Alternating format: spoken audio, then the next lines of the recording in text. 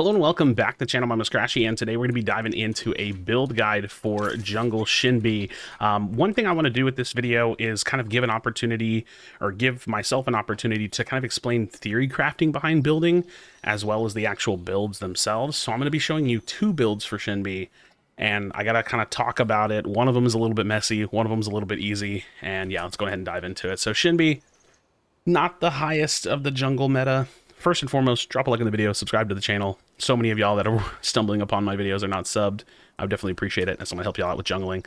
But yeah, not the top of the meta, but I think she's a little bit slept on. She's pretty decent, and she has a really good clear. So yeah, let's start off with the crest selection first and foremost. So you're always going to be going into this occult crest, and if you're doing a bruiser build, you're going to go Tempest. If you're doing an assassin build, you're going to go Obelisk. Now let's talk about it. Obelisk is 35 magic power, 6 pen, and I feel like Obelisk could have its own video entirely, but you have the active Condemn 20-second cooldown, enhanced basic attack. You deal 70 plus 15% of your magic damage. If the target dies within 3 seconds of hitting it with the Obelisk, you collect a soul. So damage is increased by 10 for each soul collected. So this is a scaling item. Keep in mind, you actually have to choose to stack it. So if you're farming in the jungle, you smack something, you have 3 seconds to kill it. So you can smack something and smite it, that's going to give you a stack. You can get the health low, you can smack it and kill it, that's going to give you a stack. Or if you're using it for damage on a player, you're not probably going to get a stack, but you can turn it on, smack them, and then, do additional damage. So keep in mind, you actually have to be active with this item. You have to know how the item works. Like I said, this whole item could probably be a video. Keep that in mind. But the theme of it, magic power, high magic power, good pen, right? That's going to be for damage. That's assassin build. Tempest, this is 25 magic power, so much less. 120 health, more health than none. 10 ability haste. You have the active overcharge on a 90-second cooldown. You deal 20 plus 12% magic damage to 3 nearby heroes every second for 8 seconds. You heal 50% of that damage, and then multiple strikes against the same target deal half damage. So you want to turn this on in a team fight, right? Against more people, the better. If you're ganking, you can use it, of course. This is going to give you staying power. It gives you haste. It gives you health. This kind of plays into the theme of the build that I'm about to show you for the bruiser, kind of tanky staying power build. Much less damage as opposed to stacking Obelisk and getting that damage throughout the course of the game. So let's talk about the assassin build really quickly, because I think it's much simpler to talk about, and the kind of theory behind the assassin build. So we're going to filter by magical power, and I'm going to give you your first item. It's Megacosm. This item is big damage. It's got some pretty good haste on it. It has Disintegrate. It does 3% of the max health as damage over 3 seconds. Additional applications refresh the duration. Star Killer, deal 4% of their bonus health as damage over 3 seconds. This is a tank shredding item, but it's good against anybody, because percentage health damage is just like a lot of damage. It's a lot of damage that you just otherwise would have to do organically with numbers. This item is a little bit wonky to build. Like, you have to either do the 1300 or 950 dust stab buy, or you can save for the potent staff, but you want to first buy this. It's just really, really big item. It's really strong. It's got good stats. It's going to put you in the right direction. With the second item, I like to go Wraith Leggings. Wraith Leggings on her is just big damage and pen, right? Again, damage pen. That's the assassin build. This is on dealing ability damage to a hero. You gain 60 movement speed for 1.5 seconds. This is how you kind of poke at them with the wolf. You run them down, you dash after them, you run them down, you're all over them, you can do big damage. And then you have the Carnage passive. Against heroes below 40% damage, or below 40% health, you deal 15% more magic damage. This is like, you get in, you chase in, you're shredding them down, they're low, you deal more damage, right? You finish them off. So really good item for Shinbi. Now, the next 3 items, I think you can kind of order how you want. I'm going to show you how I mostly do it, depending on the game. But item 3 is going to be Caustica. This is your percentage pen. Like, this is percentage magic armor, ignoring magic power pen. So Caustica is 70 magical power. You have Magnus, ignore 40% of magic armor. So this, as the game progresses, people are going to build magic armor. Third slotting this, you're going to pull their magic armor down. You're going to ignore 40% of it. You're going to do a lot of damage, right? Huge damage item. Every mage has to build this if you're looking to do damage. Arcane Resolve is, while below 50% mana, gain 1% of your max mana as mana regen. So now you're regenerating mana to keep doing what you're doing. So really big damage item. Now, I think if the game is, if you're fed, you can just slot Oblivion Crown next. I would say in general, I probably tend to put it 5th. I don't really know how much this matters, but I'd say 4 or 5 slot. I'm going Tainted Scepter and Oblivion Crown. Let's just look at Tainted Scepter for the time being. 70 magical power, 200 health, so this gives you a little bit of, durability. 15 ability haste, that's nice. So, in total, this build's going to give you 30 ability haste. I'll move my camera really quickly so you can see it. 30 ability haste, no haste on the crest. and this is your anti-heal. It's anti-heal, which is really nice. This item is just so strong, but it also has like some pretty nice damage in it. So let's look at blighted spells. On dealing damage, you reduce the healing. We know that. Tainted malice. Once every second, you gain a stack of malice. So essentially, you're going to be, while you have this item, you're going to be at 15 stacks.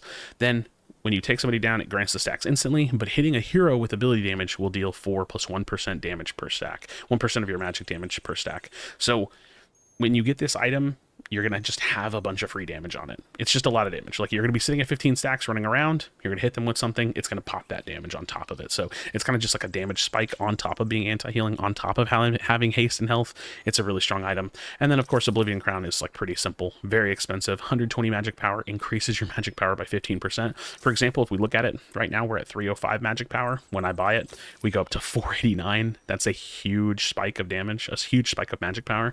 And then Eradicate, increase your magic power 15%. We said that. Oblivion, 30-second cooldown, deal 10% of their current health as magic damage. So again, more health as damage.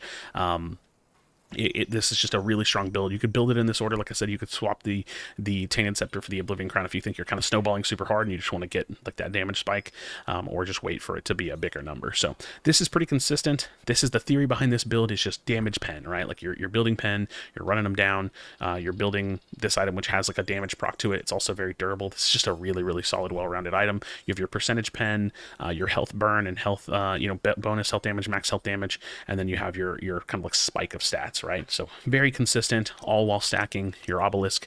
Very simple to understand. That's the theory behind that build, right? The next one's much more messy, right? It's a much different build, much more complicated. Let's talk about it. We're going to talk about Bruiser Shinbi. So we've already talked about the Tempest. The Tempest is going to give you the Tempest Crest, I want to be specific. Gives you more staying power, right? Gives you some health, gives you some haste to play with, gives you some power, but it gives you 50% healing back on the damage that you're going to do while popping the actual crest. So the first item I like to buy, and I'm going to give you the option of Orb of Growth. This item is like really good. It brings you a lot of health, magic power, haste, and mana, but it's slow. It also has a little bit of healing in it. This item is just really slow. So you can mess around with this item if you want. I've kind of cut it from my build because it just takes like 15 to 20 minutes to fully stack. Again, it scales, so if you think you're going to have a long game, if you really just want to farm, you can kind of go for this item. I like to be a little bit more active on field. So lately, and maybe you wouldn't expect this, I'm going Fire Blossom on Shinbi. I think that this is like kind of an underrated buy on her. We know that it's a solid item for frontlining. The point of the build that I'm making here is attrition. It's just you get in, you stay in, you do damage by not dying.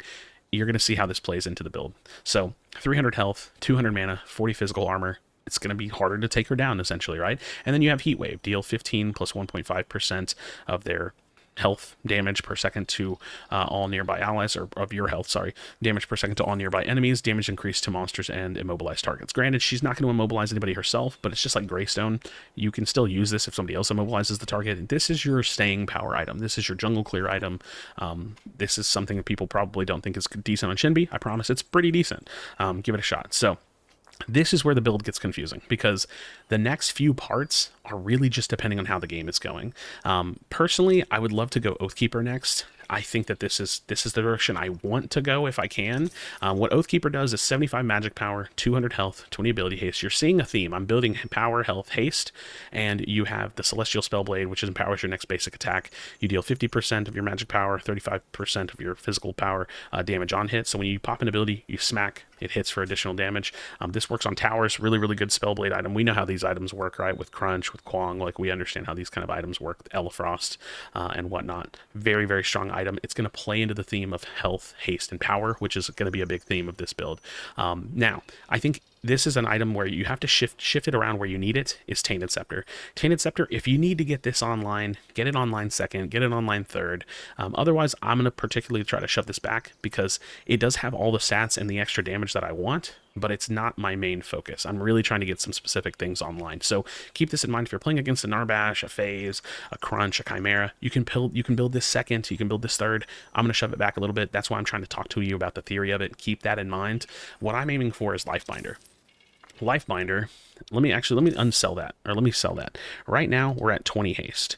If we had our crest, we would be at 30 haste. When we pick up Lifebinder, that puts us at 33 haste. So this item doesn't have haste on it, but what it has is the Vital Bond passive, which is 0.5% health, 2% ability haste or 2% of our magic power as haste. So as you're building health and power, you're gaining haste off this item. So this item also scales. I think that you can push this item back further if you want. I tend to like to put it in the center, third, fourth slot, because as I'm buying the other items that I'm looking for, it's going to continue to boost my power or to boost my haste up. What the item itself gives you is 80 magical power, pretty good, 300 health, that's really good, and then 18% magical lifesteal. So now this is your sustain. This is the item that's going to keep you dashing around. This is the item that's going to keep you poking. This is the item that's going to keep you reapplying your shield on you with your wolves. This is an item that is going to kind of play into the theme of the whole build, which is why I like to put it in the center. So I think third, fourth slot feels really good for me personally. Now, this is where I want to open up the build a little bit more in terms of theory. Do you stay on the same path of building health and power and haste, or do you change it up a little bit to bring a little bit more damage? That's up to you. I'm going to propose a Caustica here.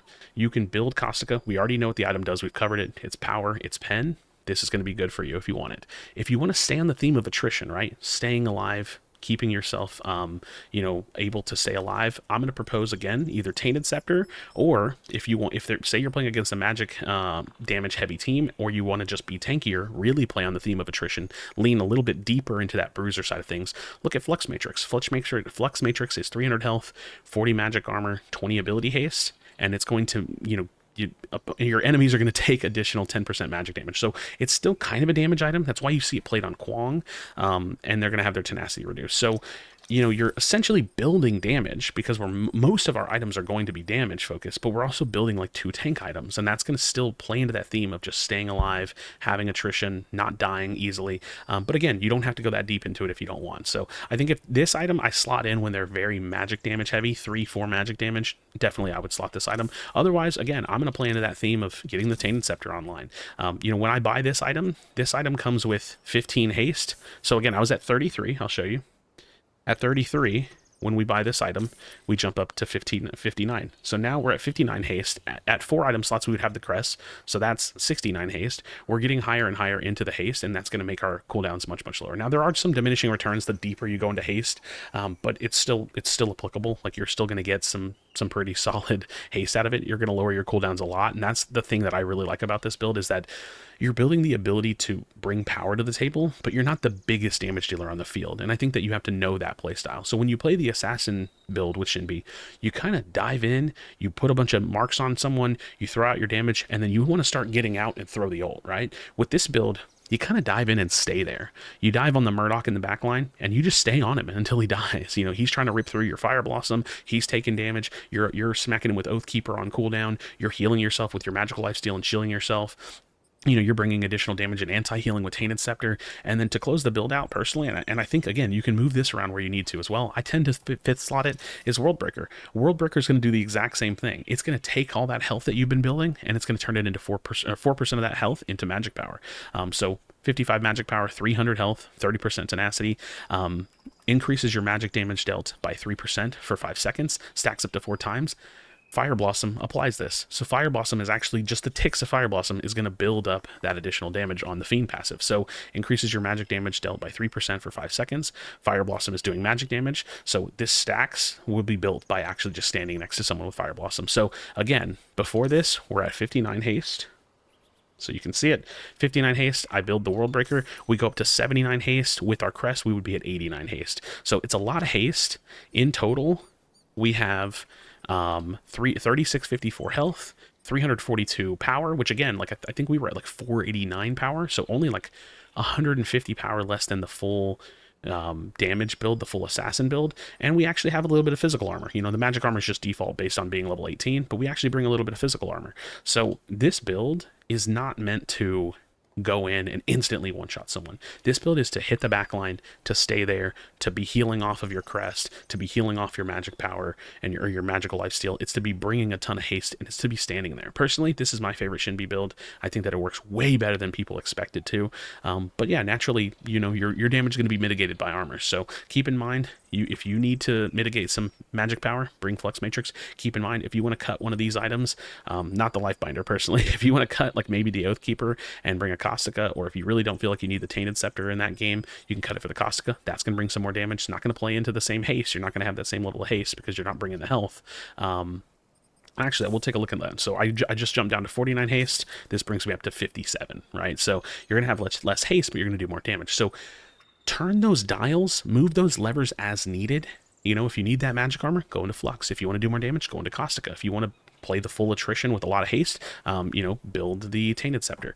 And hopefully this has given you a good idea of like, what am I doing with this build? What am I creating with this build? What is the build meant to do, and how are you physically supposed to play it? So Assassin Shinbi, you dive in, do some damage, get out, throw ult. Bruiser / almost tanky Shinbi, you dive in and you stay in. So friends, that's a little bit of theory crafting. That's a couple of builds for you to mess around with and to tune the slots as needed for Shinbi. Let me know your thoughts in the comment section down below. Drop a like in the video, subscribe for future Predecessor content. As always, be sure to be kind to one another, tell someone you love them, and I'll see you on the next video.